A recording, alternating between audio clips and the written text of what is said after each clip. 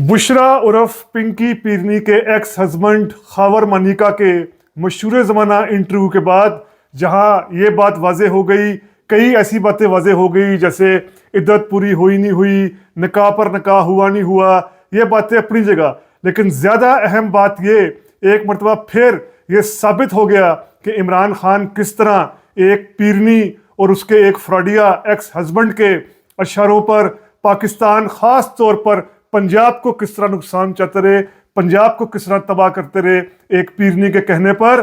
आज हम समझते हैं, जानने की कोशिश करते हैं, क्या पाकिस्तान में जहां बड़े बड़े फौजी आमर आए हैं, जहां सिविलियन हुक्मरान भी आए हैं, सिविल हुक्मरानी की आड़ में आमरीत भी कायम की गई है, कई ऐसे लीडर्स आए जिन्होंने जमहूरियत का नाम लिया लेकिन आमरीत पर चले, 4 फौजी डिक्टेटर्स आए,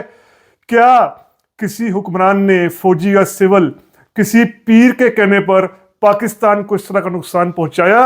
जिस तरह का नुकसान इमरान खान ने एक पीरनी के कहने पर पहुंचाया? आज ये हम समझने जानने की कोशिश करते हैं रीथिंक विद उमर जावेद में।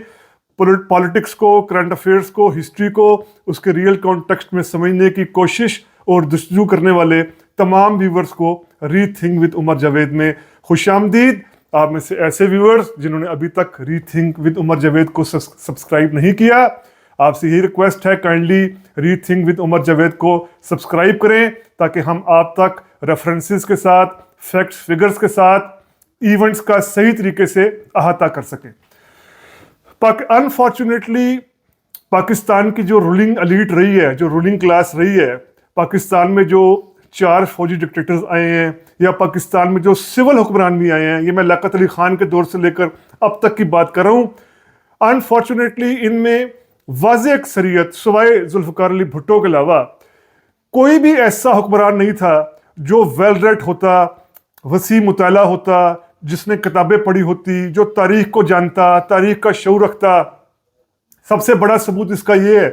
कि इन जो हमारे प्राइम मिनिस्टर्स रहे हैं, पाकिस्तान के प्रेसिडेंट्स रहे हैं, फौजी हुक्मरान रहे हैं, आमर रहे हैं, इन्होंने कोई भी इल्मी नोयत की किताब नहीं लिखी। अपनी ज़िंदगी के बारे में तो लिखा है लेकिन इल्मी नोयत की किताब कोई नहीं लिखी, चूँकि इनका पढ़ाई लिखाई से ताल्लुक नहीं था। अब जब मुताला ना हो तो इंसान के अंदर साइंटिफिक टेम्पर जन्म नहीं लेता, इंसान के अंदर चीज़ों को साइंसी अंदाज से देखने की सलाहियत पैदा नहीं होती अगर कोई स्टडी ना कर रहा हो, हिस्ट्री की, पॉलिटिक्स की, सोशियोलॉजी की, मुख्तलिफ पोलिटिकल थ्योरीज की। तो पाकिस्तान के हुक्मरानों के साथ भी यही था। यही वजह है कि पाकिस्तान के कई हुक्मरान, इनमें मैं शामिल कर रहा हूँ अयूब खान को, बल्कि गुलाम मोहम्मद जो गवर्नर जनरल था जिसने पाकिस्तान की जमहूरियत को नुकसान पहुंचाया, अयूब खान है, उसके बाद फिर मियाँ नवाज शरीफ है, बेनज़ीर है, आसिफ अली जरदारी है, ये सब भी, इन सब के भी पीर होते थे। ये सब भी कहीं ना कहीं पीरों के इशारे पर कहीं ना कहीं पीरों को बहुत ज़्यादा मानते थे कि जिन मैंने लीडर्स के नाम लिए, क्योंकि सारी बात है इनका अपना उस तरह मुताला वियन नहीं था, अपना साइंटिफिक टेम्पर तो था नहीं, तो ये समझते थे जैसे कोई पीर हैं जो इक़्तिदार को कंट्रोल करते हैं, कोई पीर हैं जिनके कहने पर ये मौसम बदल जाता है, कोई गरीब से अमीर हो जाता है, अमीर से गरीब हो जाता है, किसी की किस्मत बदल जाती है, क्योंकि साइंसी मिजाज तो था नहीं इन प्रेसिडेंट्स का, प्राइम मिनिस्टर्स का वाज़ेह तौर पर। बल्कि जुल्फ़िकार अली भुट्टो साहब जिनका मुताला बहुत ज़्यादा था, जिनका वियन हमारे बाकी लीडर्स के मुकाबले में बहुत ज़्यादा था, किताबें पढ़ते थे, हिस्ट्री जानते थे, पॉलिटिकल साइंस जानते थे, वो किसी पीर तो नहीं, लेकिन अगर मौलाना कौसर नियाज़ी की किताब को हम माने और लाइन कट गई तो उसमें यह बताते हैं कि भुट्टो साहब जब श्रीलंका गए थे तो उन्होंने कई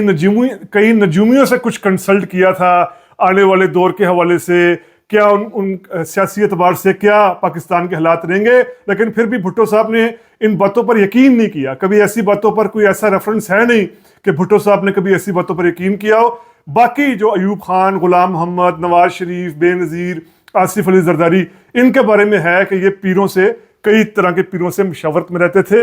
लेकिन इस सब के बावजूद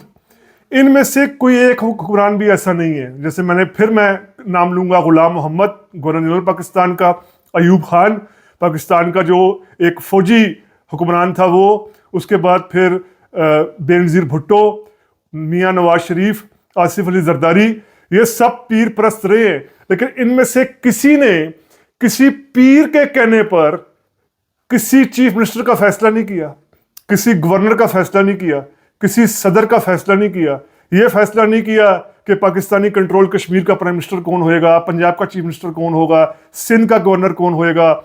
پاکستان کا وفاق پاکستان کا صدر کون ہوگا، ان میں سے کسی حکمران نے پیر کے کہنے پر یہ فیصلہ نہیں کیا۔ عمران خان پاکستان کی وہ واحد ایسی شخصیت ہے کہ جس نے ایک پیرنی کے کہنے پر یہ اتنے بڑے بڑے سیاسی فیصلے کر دیے۔ پیرنی کے کہنے پر پنجاب کا چیف منسٹر کون بننا ہے، سندھ کا گورنر کون بننا ہے، KPK کا چیف منسٹر کس نے بننا ہے، پاکستان کا صدر کس نے بننا ہے، ایک پیرنی کے کہنے پر ایک جاہل پیرنی، ایک ان پڑھ پیرنی جس کے پاس BA کی ڈگری ہوئے گی یا زیادہ ماسٹرز کی ڈگری ہوئے گی، جس کا کوئی ادراک نہیں ہے، سیاسی شعور نہیں ہے، سیاسی فہم نہیں ہے بشرا کا، اس کے کہنے پر عمران خان نے پاکستان کو، پنجاب کو نقصان چلا شروع کر دیا، عثمان بزدار جیسے نالائق نااہل کرپٹ چیف منسٹرز کی صورت میں۔ اور عمران خان بشرا کی اس جعلی روحانی طاقت کو سمجھتے رہے کہ یہ بشرا کی اصل طاقت ہے، اصل طاقت جنرل فیض کی تھی۔ اب یہ بات واضح ہو چکی ہے کہ جنرل فیض 2018 کے انتخابات کے بعد جنرل فیض اپنے ساتھیوں کے ذریعے بشرا کو کئی ایسے معاملات کے بارے میں آگاہ کر دیتے تھے جو وہ انتظامی سٹیپ لینا چاہتے ہیں، جس طرح پاکستان کا وہ سیاسی خدوخال تیار کر رہے تھے، ہائیبرڈ سسٹم کہتے ہیں جنرل فیض، وہ باتیں بشرا تک پہنچ جاتی تھی، بشرا عمران خان کو کہتی تھی، تو عمران خان اس جنرل فیض کی جو یہ طاقت تھی، ISI والی طاقت تھی یا ڈنڈے کی طاقت تھی، اس کو وہ سمجھتے تھے کہ یہ بشرا کی طاقت ہے۔ یعنی آپ دیکھیں نالائکی نااہلی کی ایک حد ہوتی ہے، ذہنی پسماندگی کی ایک حد ہوتی ہے۔ ایک آدمی جو انگلینڈ سے پڑھا ہو، عمران خان آکسفورڈ سے پڑھا ہو، اتنا زیادہ جاہل ہو چکا تھا پرائم منسٹرشپ کے دوران کہ ایک پیرنی کے کہنے وہ سمجھتا تھا کہ یہ پیرنی نے کہہ دی ہے تو اب جو ہے وہ ایسی ہوئے گا۔ اصل میں وہ جنرل فیض کی انٹیلیجنس ہوتی تھی جو بشرا تک پہنچتی تھی اور بشرا پھر آگے عمران کو بتاتی تھی اور عمران سمجھتا تھا واہ واہ واہ۔ اگر دیکھیں ایک کامن سینس کی بات یہاں سمجھنی چاہیے، جو عمران خان کے فالوور ہیں، ایک بالکل نہ آپ فلاسفی پڑھیں، نہ آپ پالیٹکس پڑھیں، نہ ہسٹری پڑھیں، نہ آپ تھیولوجی پڑھیں، آپ کچھ بھی نہ پڑھیں، کامن سینس سے سوچیں اگر ایک بشرا کے پاس یہ طاقت ہوتی کہ کس کو آرمی چیف لگانا ہے، کس کو چیف منسٹر ہونا چاہیے، کون سا منسٹر کہاں چلے گا، کون سا کہاں نہیں چلے گا، اگر یہ طاقت ہوتی بشرا کے پاس تو آپ خود کامن سینس سے سوچئے کہ امریکہ جو اپنی CIA پر اربوں ڈالر روپیہ لگاتا ہے، رشیا اپنی انٹیلیجنس پر سوویت دور سے KGB پر جو اربوں لگاتا ہے، چین جو کچھ لگاتا ہے، فرانس، جرمنی، انگلینڈ، یہ جو اپنی انٹیلیجنس پر اربوں ڈالر صرف کرتے ہیں، یا باقی سائنٹیفک انوینشنز پر،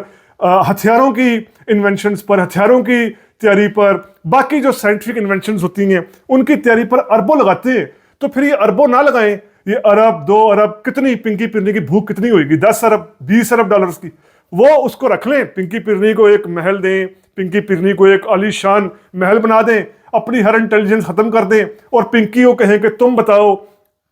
کیسے ترقی کرنی ہے، تم جو کہو گی وہ سائنس کی ترقی ہو جائے گی، تم بتاؤ میڈیسن میں کیسے ترقی کرنی ہے، فلاں ملک کو کیسے کنٹرول کرنا ہے، فلاں ملک کے حکمران کو کیسے ویک کرنا ہے، فلاں ملک میں کیسے تحریک لانی ہے، فلاں ملک پر کیسے قبضہ کرنا ہے۔ کامن سینس سے سوچئے، یہ طاقت جو ہے، یہ سیاسی طاقت جو ہوتی ہے، یہ اس کے فیصلے بشرا جیسی پیرنیاں نہیں کر سکتی۔ تو بہرحال اب یہ امید رکھی جاتی ہے، عمران خان ابھی جیل میں، قید میں، اور جیل ایک ایسی چیز ہے جو بڑوں بڑوں کو بدل دیتی ہے۔ بات کرنا آسان ہوتا ہے، لوگ نیلسن منڈیلا کی بہت مثالیں دیتے ہیں، نیلسن منڈیلا جیسے شخص کو بھی جیل نہیں بدلا تھا۔ نیلسن منڈیلا کی جو افریقن نیشنل کانگریس تھی، نیلسن منڈیلا کی خود کتاب پڑھ کے پتہ چلتا ہے کہ وہ افریقن نیشنل کانگریس پہلے مسلح کارروائیوں کا سہارا بھی لیتی تھی، یعنی اپنے حقوق کے لیے وہ دہشت گرد کارروائیاں بھی کرتی تھی، لیکن جیل نے نیلسن منڈیلا کو بدلا اور نیلسن منڈیلا نان وائلنس کے علمبردار بن کر دنیا بھر میں ابھرے۔ پاکستان میں بھی بڑے بڑے سیاستدانوں کو جیل کی سزائیں ہوئی ہیں، بڑے پرانے سیاستدانوں کو، غفار خان جیسے، ولی خان جیسے، اکبر بگٹی، شیرباز مزاری، بات کی بات کریں تو نواز شریف، بے نظیر، آصف علی زرداری، مخدوم جاوید ہاشمی، مخدوم یوسف رضا گیلانی، یعنی آپ نام لے سیاستدانوں کا، ان کو سزائیں ہوئی ہیں جیل کی۔ جیل ہر سیاستدان کو بدلتا ہے، جیل کی سزا اگر 1.5 سال پلس کی ہو تو جیل ہر سیاستدان کی سیاسی سوچ کو بدلتا ہے۔ اب دیکھنا ہوگا کہ عمران خان کو یہ بنیادی شعور بھی آتا ہے کہ بشرا کی طاقت کو، روحانی جنرل فیض کے ڈنڈے کی طاقت کو، انٹیلیجنس کی طاقت کو، ISI کی طاقت کو وہ بشرا کی जाली रूहानी ताकत, बुशरा की रूहानी ताकत समझ रहे थे, क्या इमरान खान ये बुनियादी सा एक कॉमन सेंस की बात समझ पाएंगे जेल की कैद के दौरान या नहीं समझ पाएंगे? ये देखना एक इंटरेस्टिंग रहेगा हम लोगों के लिए। तो उम्मीद करता हूँ आपको ये व्लॉग पसंद आया होगा। अगर पसंद आया है तो काइंडली सब्सक्राइब कीजिए रीथिंक विद उमर जावेद को। शुक्रिया।